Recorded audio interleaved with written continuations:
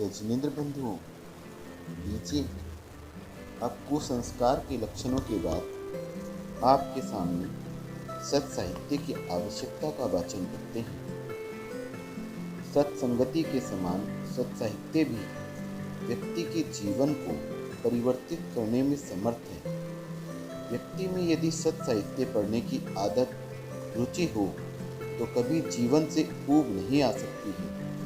वह जीवन से हार कर कभी आत्महत्या का विचार नहीं कर सकता है, क्योंकि सत साहित्य पढ़ने से समस्याओं का समाधान सहज रूप में मिलता रहता है। भगवान मुंह से बोलकर कुछ नहीं कहते। गुरुओं का समागम हमेशा हमेशा नहीं मिलता, लेकिन सत साहित्य एक ऐसी चीज है जो दिन रात मार्गदर्शन देने में समर्थ होती है। मूड कितना ही खराब हो रहा हो, मन नहीं लग रहा हो, वेदना सहन नहीं हो रही हो, समय बीत नहीं रहा हो या कोई भारी तनाव महसूस हो रहा हो, तो अच्छा साहित्य पढ़ने बैठ जाओ। सब बातें समाप्त हो जाएंगी। मन उन महापुरुषों के जीवन की ऊंचाइयों के बारे में विचार करते करते उनके जीवन से अपने जीवन की तुलना करते हुए वैसा बनने का विकल्प खोजने लगेगा। मन को नई दिशा मिल जाएगी और मन स्वयं अपने आप को हल्का अनुभव करने लगेगा। सच में कहा जाए तो जीवन को सही मार्ग पर मोड़ने में जितनी गुरु की आवश्यकता महत्व है, उतना ही महत्व सत साहित्य का भी माना गया है।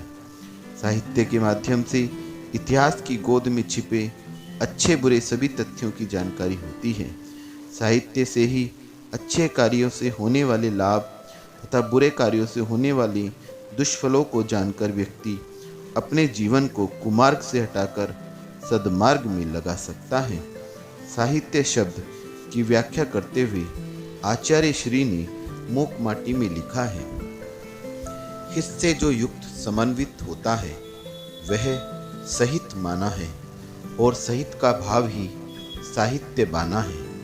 अर्थ यह हुआ कि जिसके अवलोकन से सुख का समुद्भव संपादन हो, सही साहित्य वही है।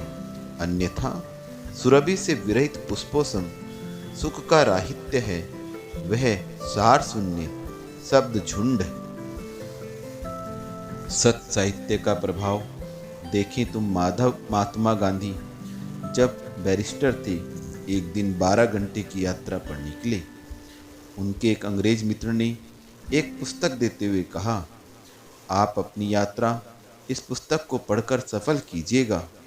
गांधी जी ने आद्योपांत उस पुस्तक को बड़े ध्यान से पढ़ा। उसका उनके जीवन पर इतना प्रभाव पड़ा कि उन्होंने बैरिस्ट्री छोड़कर सादा जीवन बिताना प्रारंभ कर दिया।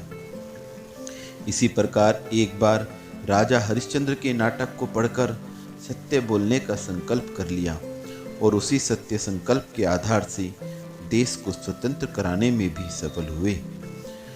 जिस साहित्य में मानवता का झरना बह रहा हो, जिसकी प्रत्येक बात में अहिंसा, अपरिग्रह, करुणा, परोपकार, सेवा तथा वात्सल्य का पुट लगा हुआ हो, जिसमें महापुरुषों के जीवन में आई हुई आपत्तियों को सहन करने की विधि बताई गई हो, तथा भोग विलासिता, अविवेक, डरपोकपन आदि दुर्गुणों को निर्मूल करना ही जिसका ध्येय हो, ऐसा साहित्य हमेशा पढ़ते रहना चाहिए। आज हम सत साहित्य की यहीं तक चर्चा करेंगे। कल हम आपको सुसंस्कार के बारे में बताएंगे। गुरु माँ विज्ञानमती माता जी के चरणों में वंदामी माता जी, वंदामी माता जी, वंदामी माता जी।